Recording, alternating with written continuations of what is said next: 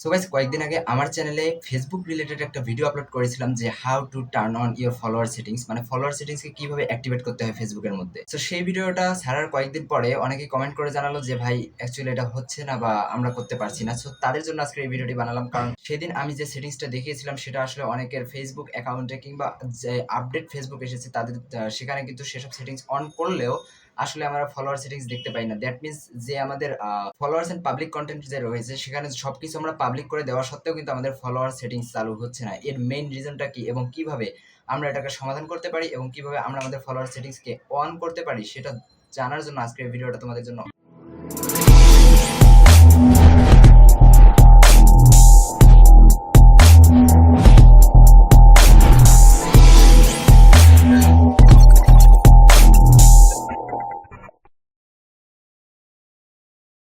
So okay viewers, ফেসবুকে follower setting activate করার জন্য প্রথমে তোমরা যে মানে ফেসবুক প্রোফাইলটাতে ফলোয়ার সেটিংস অ্যাক্টিভেট করতে চাও সেই ফেসবুকে লগ ইন করবে।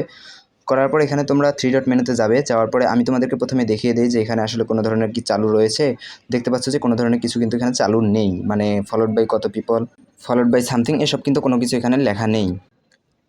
সো গাইস, এখন আমরা চলে যাব এখানে অ্যাক্টিভেট করার জন্য সেটিংস অ্যান্ড প্রাইভেসিতে। যাওয়ার পর এখানে সেটিংস যেটা অপশন রয়েছে সেখানে ক্লিক করব। করার পর যদি তোমরা নিচে আসো, নিচে আসলে দেখতে পারবে যে এখানে দেখতে পাবা যে হচ্ছে ফলোয়ার্স অ্যান্ড পাবলিক কন্টেন্ট, এই অপশনটাতে ক্লিক করবে।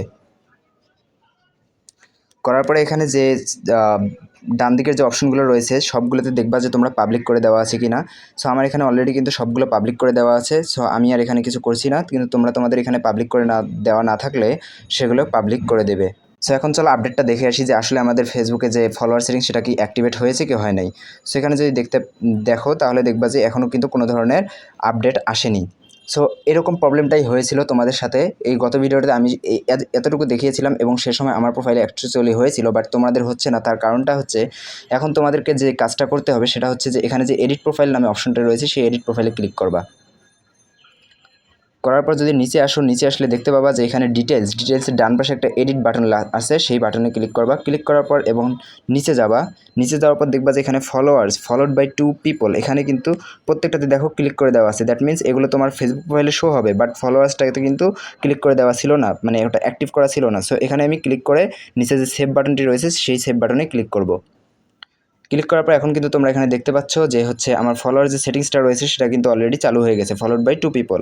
সো গাইস, আমি যদি রিলোড দিই তাহলেও কিন্তু তোমরা দেখতে পাবে যে ফলোড বাই 2 পিপল, এবং যদি ভিউ অ্যাজ দেই তার মানে অন্যরা আমার প্রোফাইলটাকে আসলে কীভাবে দেখবে সেখানে যদি দেখি তাহলে কিন্তু তোমরা দেখতে পাবে যে এখানে ফলোড বাই 2 পিপল কিন্তু অ্যাক্টিভেট হয়ে আছে। সো গাইস, আশা করি তোমাদের প্রবলেমটি সলভ হয়েছে, এবং এরকম যদি ভিডিও পেতে চাও তাহলে অবশ্যই আমাদের চ্যানেলকে সাবস্ক্রাইব করবে। ফেসবুক রিলেটেড যে কোনো ধরনের প্রবলেম যদি তোমরা ফেস করো কিংবা কোনো ধরনের কন্টেন্ট যদি তোমাদের চাই বা কোনো ধরনের আপডেট ফেসবুক সম্পর্কে চাই তাহলে অবশ্যই আমাকে কমেন্ট বক্সে জানাবে। ইনশাআল্লাহ আমি সেই বিষয়ে একটি ভিডিও বানানোর চেষ্টা করব। সো গাইস, নেক্সট ভিডিও পর্যন্ত ভালো থাকবে সবাই, আমার জন্য দোয়া করবে। ধন্যবাদ।